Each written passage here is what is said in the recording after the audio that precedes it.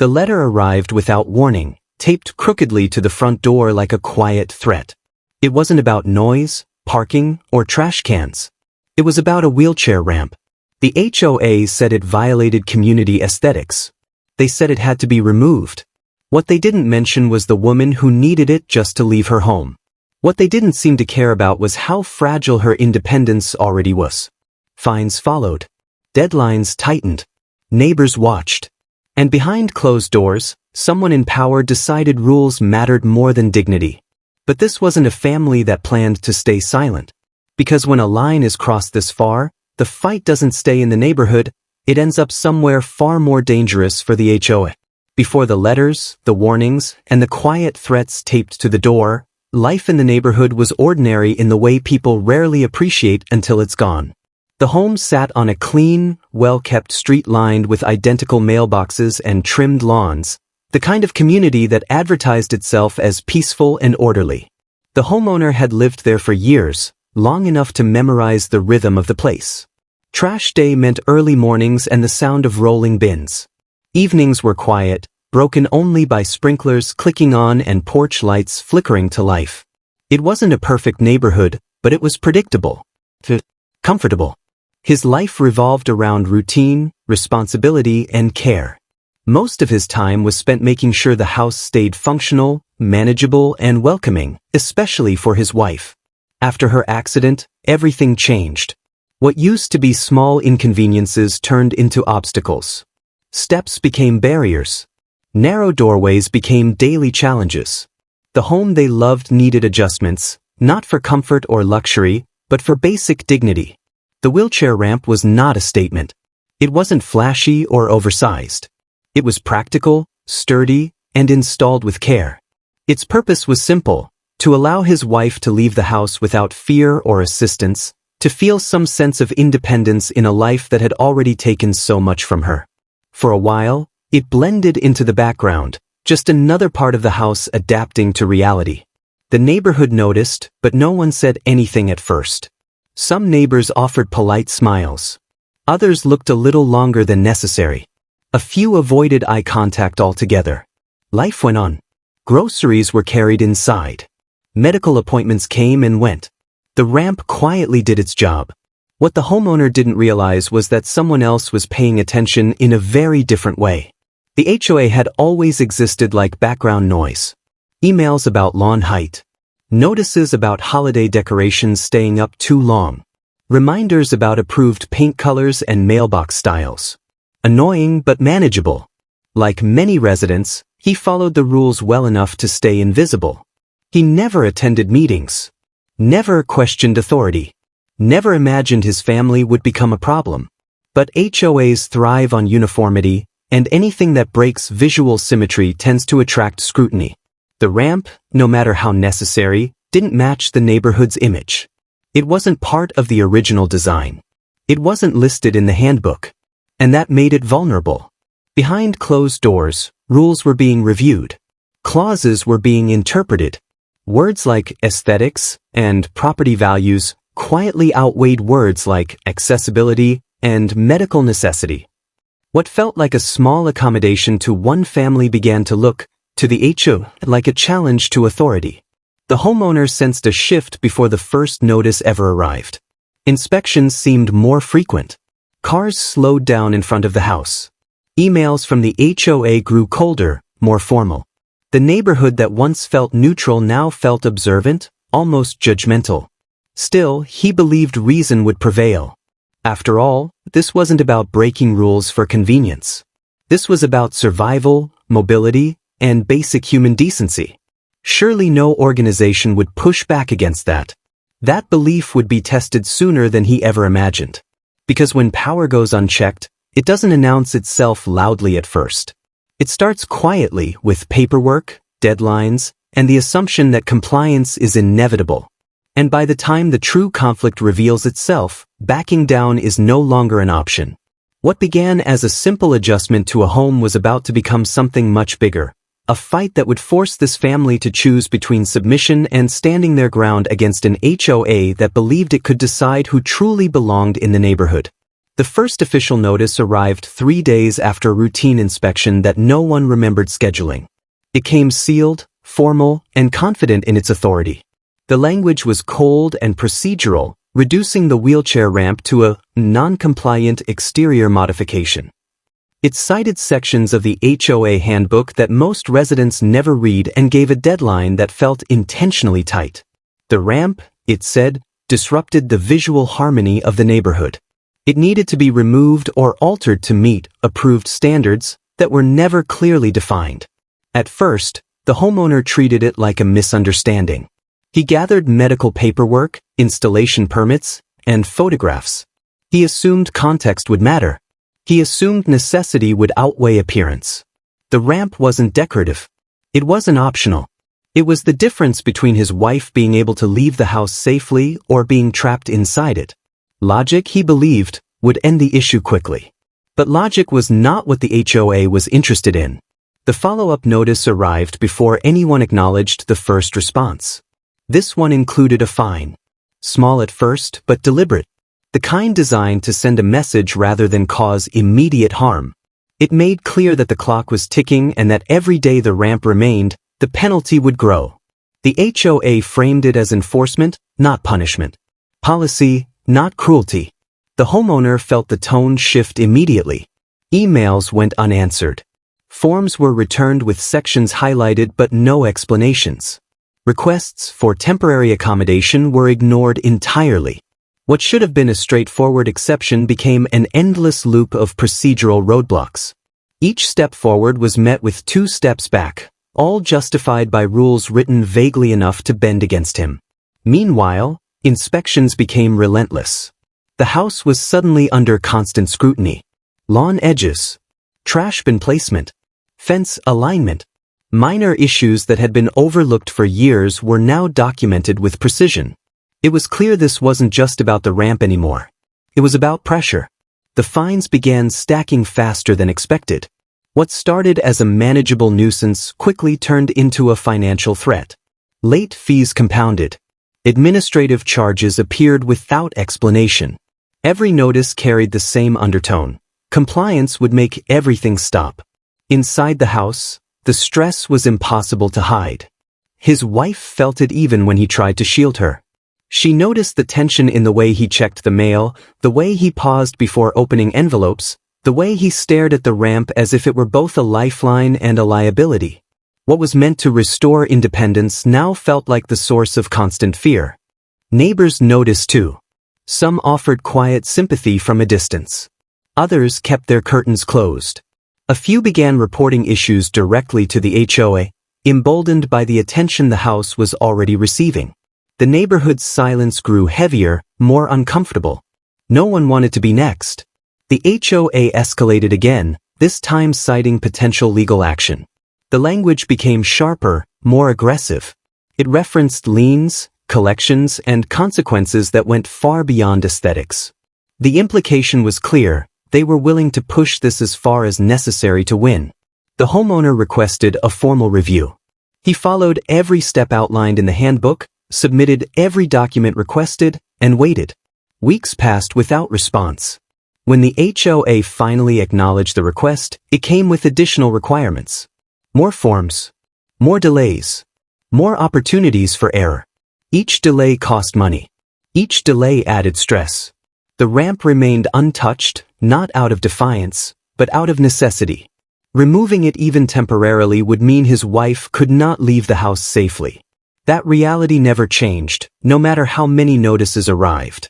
The HOA's position hardened. They argued that alternative solutions existed, though none were specified. They suggested modifications that would render the ramp unusable. They framed accessibility as a preference rather than a requirement. And with every communication, they avoided addressing the human cost of their demands. The fines reached a level that could no longer be ignored. Savings began disappearing. Bills were postponed. The homeowner realized the situation was no longer just unfair. It was unsustainable. Pressure came from every direction. Friends advised compliance, arguing it wasn't worth the fight. Neighbors warned him quietly about the HOA's history with disputes. Even well-meaning voices suggested moving, as if abandoning the home was easier than confronting the system that controlled it. But moving wasn't simple. The house wasn't just property. It was stability. It was medical access. It was the last place where his wife felt safe navigating a world that had already shrunk dramatically. Leaving would mean starting over under worse conditions, all because someone decided a ramp didn't look right. The HOA scheduled a hearing. It was presented as an opportunity, but it felt like a trap. The rules were strict. Time limits were imposed. Supporting materials had to be submitted in advance. There would be no flexibility. The homeowner prepared obsessively, knowing this might be the last chance to stop the escalation before it crossed into something irreversible. The hearing came and went without resolution. The HOA acknowledged receipt of the documents but offered no decision timeline. Days later, another fine appeared. Larger this time, accompanied by a warning that further non-compliance could trigger enforcement actions. That was the moment something shifted. The homeowner stopped believing the HOA was acting in good faith. The pattern was too clear. Every attempt to comply was met with silence. Every attempt to explain was met with penalties. This wasn't about finding a solution. It was about asserting control. He began documenting everything. Dates, notices, inspections, communications. The paper trail grew thick, undeniable, and damning. He researched laws he had never needed to understand before. Accessibility regulations, housing protections, federal guidelines that existed precisely to prevent situations like this. What he found changed everything. The HOA's authority, it turned out, wasn't absolute. There were limits. And those limits had names, statutes, and consequences. The ramp, far from being a violation, might actually be protected. The fines, far from being enforceable, might be discriminatory. That realization brought both hope and fear. Hope because there was a path forward. Fear because pursuing it would mean confrontation on a scale the HOA likely never expected from someone they assumed would eventually break. The HOA sensed resistance immediately. Notices became more frequent. Deadlines shortened. The tone shifted from bureaucratic to aggressive. It was clear they wanted to overwhelm him before he could act. But the homeowner no longer felt alone. Armed with information, he began pushing back. Requests were resubmitted with legal references attached. Communications were formal, precise, and documented. The HOA responded slowly, cautiously, as if realizing for the first time that this situation might not end quietly. The tension spilled into every part of daily life. The sound of a car slowing outside sent waves of anxiety through the house. The arrival of mail felt like a threat. The ramp, unchanged and unmoving, became a symbol of defiance neither side was willing to relinquish. And then came the final notice. It wasn't a fine. It wasn't a warning. It was an ultimatum. Remove the ramp or face legal enforcement. The HOA believed this would end the standoff. They believed the risk would finally outweigh the resolve. Instead, it forced a decision that would change everything. Because the homeowner wasn't just fighting for a structure anymore. He was fighting for dignity, for access, and for the right to exist in his own home without permission. And the next step wouldn't happen in the neighborhood or at an HOA meeting. It would happen somewhere the HOA could no longer control. And once that line was crossed, there would be no turning back. The shift from neighborhood conflict to legal confrontation happened quietly, without spectacle, but its weight was unmistakable.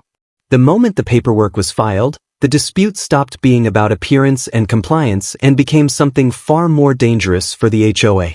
What they had treated as a routine enforcement issue was now framed as a question of rights, discrimination, and accountability.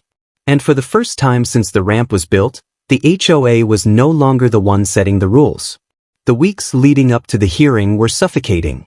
The fines remained frozen in place, hanging over the household like a threat waiting to be reactivated. The HOA maintained its posture of authority, issuing reminders and procedural notices as if the legal challenge were just another inconvenience to outlast. They projected confidence, the kind that comes from years of residents backing down before things ever reached this point. But this case was different. The documentation told a story the HOA could not erase. A ramp installed out of medical necessity. A homeowner who followed procedures. A pattern of escalating penalties timed precisely to discourage resistance. The same words repeated over and over in HOA communications, aesthetics, uniformity, community standards, now read less like governance and more like excuses. As the hearing approached, tension tightened its grip on the household. The ramp remained untouched, exposed, and unmoving, as if daring anyone to approach it. Every morning carried the same question. Would this finally end, or would it get worse? There was no way to predict how the day would unfold, only the certainty that once it began, nothing would be the same. The courtroom atmosphere stripped the HOA of its neighborhood power. There were no lawns to patrol, no fines to issue on letterhead. Authority here was earned through facts, not enforcement clauses. The HOA representatives arrived with binders and confidence, still treating the situation as a violation rather than a human crisis. Their posture suggested this was routine, another dispute to be resolved in their favor through technicalities and procedure. But the framing had already shifted. The ramp was no longer described as a structure. It was described as access. The fines were no longer enforcement. They were pressure. The delays were no longer administrative. They were deliberate. The timeline laid everything bare, showing how quickly the HOA moved to punish and how slowly it moved to consider necessity. The contrast was impossible to ignore. What had once felt like isolated decisions now formed a pattern, one that revealed intent rather than oversight. The HOA leaned heavily on its governing documents, insisting that rules were rules and exceptions weakened the entire system. They argued uniformity protected property values. They framed flexibility as a threat to order. It was a familiar strategy, one that had worked countless times before. But this time, those arguments collided with something immovable. The legal standards governing accessibility didn't bend to neighborhood preferences. They didn't care about matching designs or visual symmetry. They existed to prevent exactly this kind of exclusion, this quiet enforcement that punished people for adapting to life-altering circumstances. The ramp fell squarely within those protections, and the fines that followed began to look less like policy and more like retaliation. The turning point arrived not with raised voices or dramatic gestures, but with clarity. The judge's focus narrowed to one question: whether the HOA's actions interfered with a medically necessary accommodation. Everything else, the handbook clauses, the aesthetic arguments, the procedural defenses, faded into the background. What remained was the undeniable reality that the ramp was essential and that the HOA had chosen to escalate rather than accommodate. The weight of that realization settled heavily in the room. Suddenly, the HOA's confidence faltered. Their position required the court to accept that appearance mattered more than access, that uniformity outweighed dignity. It required justifying fines imposed not to correct a violation, but to force compliance through exhaustion. And it required ignoring the impact on a household already stretched thin by circumstance.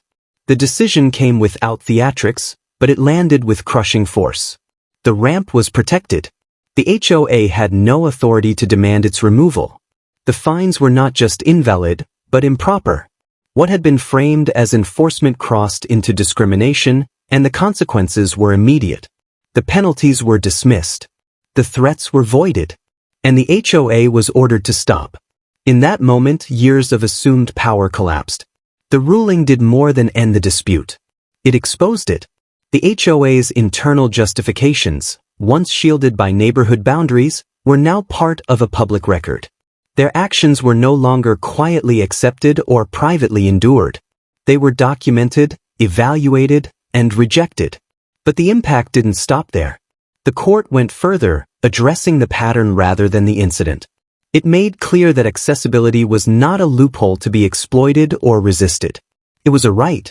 Any future attempts to interfere would not be treated as misunderstandings, but as violations. The warning was unmistakable. For the homeowner, the relief was immediate but overwhelming. The stress that had built steadily for months released all at once, leaving behind exhaustion and disbelief. The ramp stood exactly where it had always been, unchanged, but now it represented something entirely different. It was no longer a point of contention. It was proof. The HOA, on the other hand, left stripped of its narrative. The authority it relied on, quiet, unquestioned, and enforced through fear, had failed when exposed to scrutiny. The same tactics that intimidated neighbors into compliance now looked reckless and arrogant. Back in the neighborhood, the ripple effects were impossible to miss. Word spread quickly, not through announcements, but through observation. The fines stopped. The inspections slowed. The house that had once drawn silent attention now stood as a reminder that resistance was possible. Neighbors who had stayed quiet began asking questions. Others revisited old disputes they had never dared challenge. The HOA board meetings grew tense. Legal counsel replaced casual confidence. Decisions that once sailed through now stalled under scrutiny. The fear had shifted sides. Yet the story wasn't finished. Because while the ruling ended the immediate conflict, it opened a door the HOA could never fully close. Their actions had consequences beyond this single case. Policies were reviewed. Procedures rewritten. And beneath the surface, something deeper cracked. The illusion of absolute control was gone.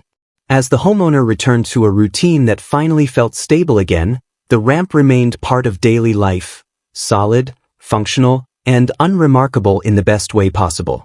But its presence carried a quiet message, one the HOA could never ignore. They had pushed too far. And while the courtroom battle was over, the long-term impact of that decision was only beginning to unfold. The days after the ruling felt strangely quiet. Not peaceful at first, but hollow, as if the tension that had filled every corner of the house for months had suddenly vanished, leaving behind a silence that took time to understand. There were no new notices taped to the door. No envelopes stamped with warnings. No inspection vehicles slowing down in front of the house.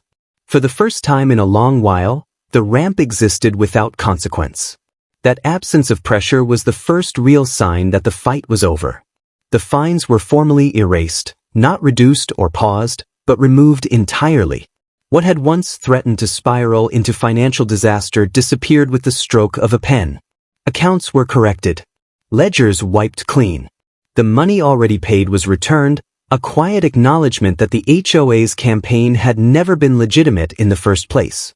It wasn't an apology, but it didn't need to be. The record spoke louder than words ever could.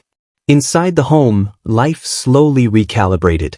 Mornings no longer began with anxiety about the mailbox. Evenings were no longer spent reviewing paperwork or tracking deadlines. The constant vigilance that had become second nature finally relaxed its grip. The ramp, once a source of fear and defiance, returned to its original purpose, freedom. His wife moved in and out of the house without hesitation, without the weight of knowing that her independence had been treated like a violation. That change alone was enough to make the entire ordeal feel worth it. But the impact didn't stay confined to the household. The HOA, shaken by the ruling, entered a period of visible retreat. Enforcement slowed across the neighborhood, not just for accessibility issues, but across the board. Notices became less aggressive. Fines were issued cautiously, often delayed or withdrawn entirely. The board that once operated with quiet confidence now moved like an organization aware it was being watched. Meetings changed too. Attendance increased. Residents who had spent years staying silent began showing up, armed with questions and documents of their own. Old grievances resurfaced. Policies that had never been challenged were suddenly open for debate. The power imbalance that had defined the community began to shift, not dramatically, but unmistakably. The case had done something rare. It reminded people that HOAs were not untouchable. Neighbors who had once avoided eye contact now offered small gestures of acknowledgement. A nod. A wave. Sometimes a brief word of thanks spoken quietly, as if still afraid the walls might be listening.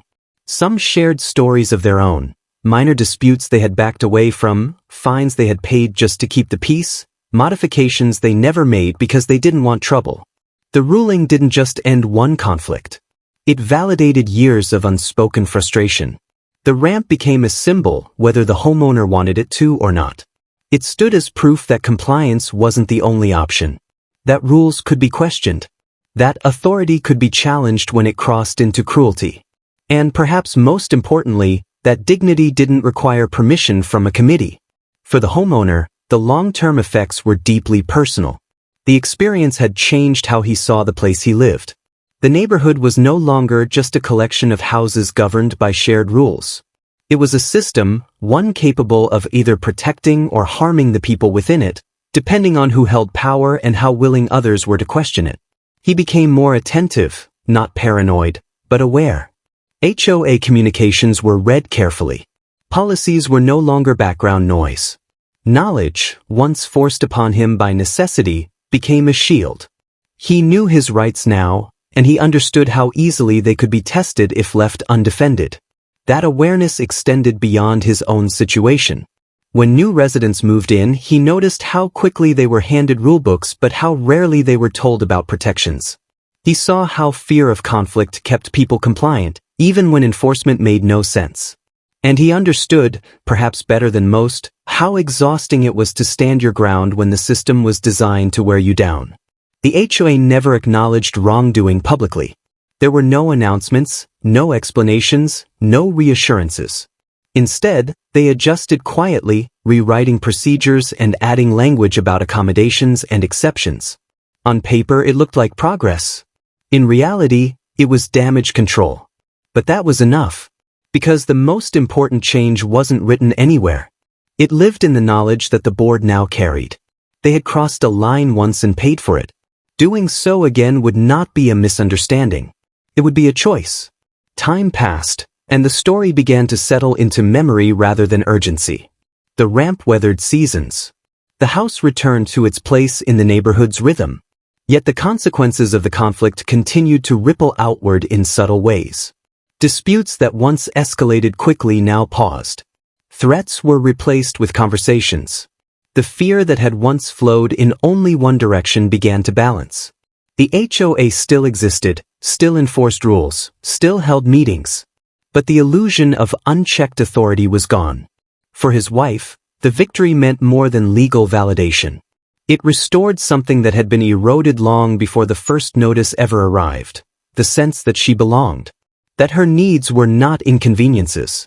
That her presence in the community was not conditional on how well she blended into an image someone else had decided was ideal.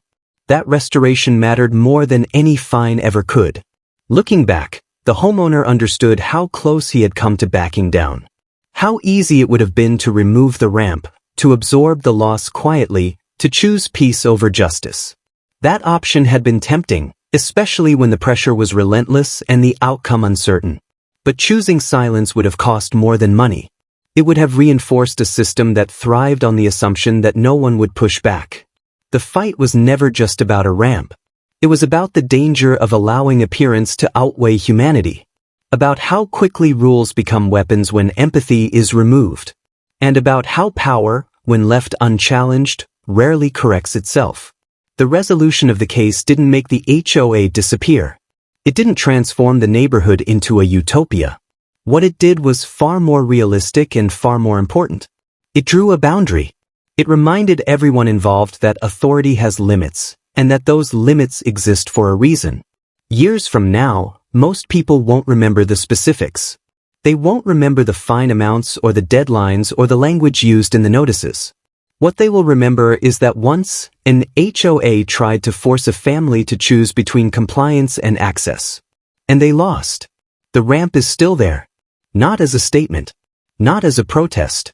But as part of a home that refused to erase someone's needs for the sake of uniformity. It stands quietly, doing what it was always meant to do, carrying the weight of a lesson far larger than its size. Because when rules are enforced without compassion, they stop being rules. They become barriers. And the real question this story leaves behind isn't whether the HOA went too far. It's how many others never get the chance, or the courage, to push back when they do.